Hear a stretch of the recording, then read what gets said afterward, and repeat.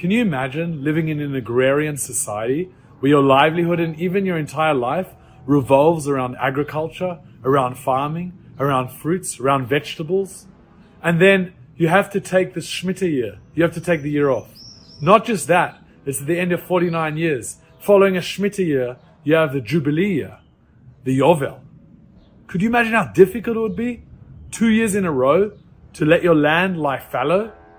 It's like if you're working in the stock markets, you can't go near your computer for 2 years.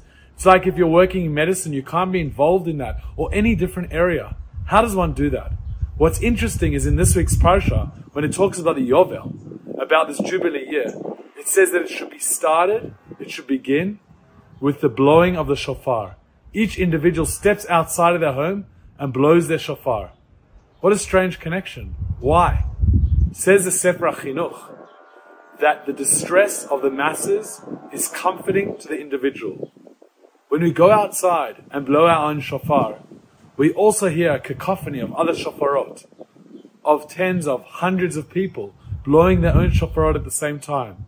Even when we go back inside, we hear shofars coming from all different places. And what do we realize? That we're not alone. Yes, this is difficult, but we're all experiencing this. We're all in the same boat together. I remember in the year of Corona, when it was so difficult that so many people were absolutely alone, either with their individual families or literally with no one else. And they were experiencing their Pesach in this way. And we were invited to be part of an initiative where everyone would go out at a certain time and sing the Manishtana. I remember having this beautiful Seder with my family, but feeling very much alone in that sense, together with the family, thinking it's just us in the world. At the appointed time, we stepped outside, and together we sang, Manishtana halayla hazeh. And we heard so many others, old and young, with high pitch, with low voices, in different intonations, with different tunes, singing the words of Manishtana. It was at the moment that we realized we're part of something greater. And this positive peer pressure for the shofar, for the Yovel, for the Jubilee year, helps one to be able to achieve this difficulty. Peer pressure is usually associated with something negative, but it can be positive when we encourage one another to go in the right direction.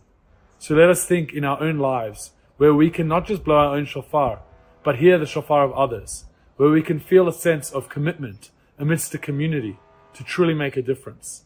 And when we can apply this to do things that we know are right. Shabbat Shalom.